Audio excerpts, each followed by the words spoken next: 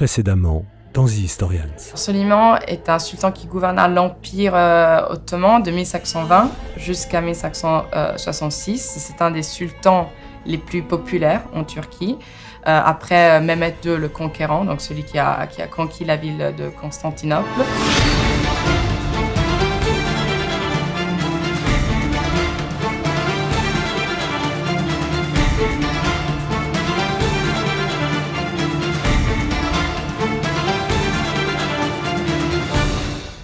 Soliman, connu par l'appellatif de Magnifique en Occident et de Kanuni, qui veut dire le législateur en Orient, car il consacre une bonne partie de sa vie à redéfinir le système juridique et fiscal de l'Empire, gouverne l'Empire ottoman de 1520 jusqu'à sa mort, en 1566. Et il y a, à mon avis, deux termes qui résument très bien sa notoriété à travers les siècles et à travers les frontières géographiques.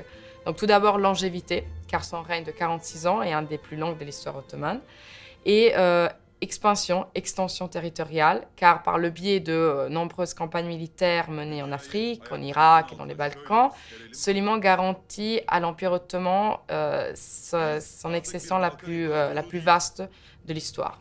Biz Kara Avrupa'sında at süreceğiz. Belgrad, Budin, Viyana, Roma, Avrupa'nın kafirlerin kalbine saplayacağız kılıcımızı. C'est pour cette raison que l'historiographie normalement considère Soliman et son règne comme l'apogée de la civilisation ottomane, comme un âge d'or marqué donc par des succès militaires sans précédent, par l'établissement de certains codes qui d'ailleurs perdureront jusqu'au XIXe siècle, et aussi par l'essor de la culture dite ottomane. Que ce soit au niveau des arts figuratifs, de l'architecture, etc. Puisque les sources ne relatent pas vraiment quel était le caractère du sultan, on peut imaginer que la plupart de son portrait est construit de manière fictive. On a parfois l'impression que le personnage du sultan est plutôt un prétexte pour pouvoir dérouler une histoire d'amour au XVIe siècle. Sultan Süleyman! Et donc créer un produit télévisuel qui soit nouveau, qui se différencie d'autres telenovelas et qui captive un peu plus le public parce que il se déroule à une époque que peut-être le grand public ne connaît pas trop.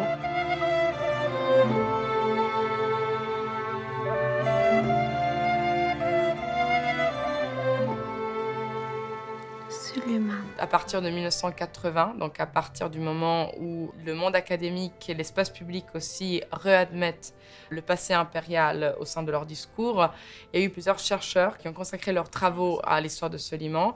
Il y a eu notamment une conférence et une journée de congrès qui a été organisée à Istanbul vers la fin des années 1980.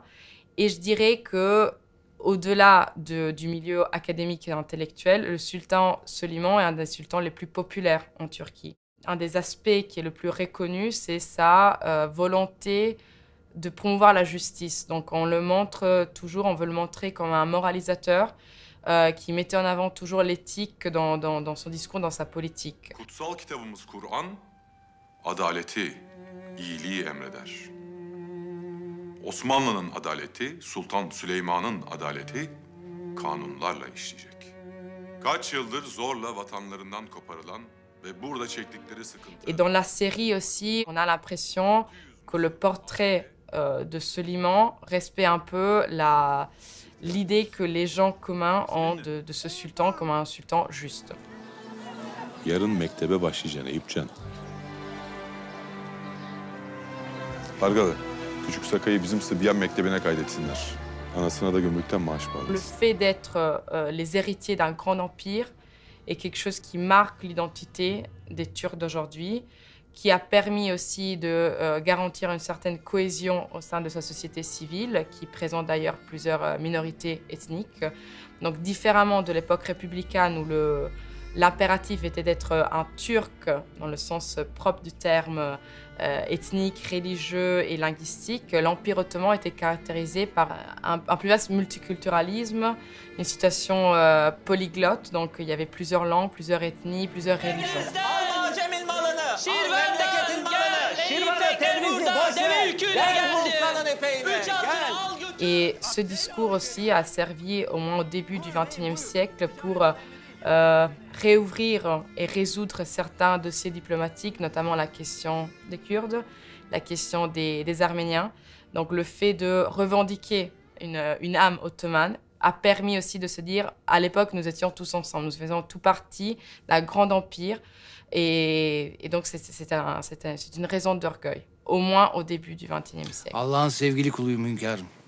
Bu kutlu günde sizin yanınızda olmayı nasip etti bana. Belgrad'a gidiyoruz. Makus tarihimizi değiştireceksiniz. Gidelim Pargalı. Bu menzilde kaderimiz neyse görelim.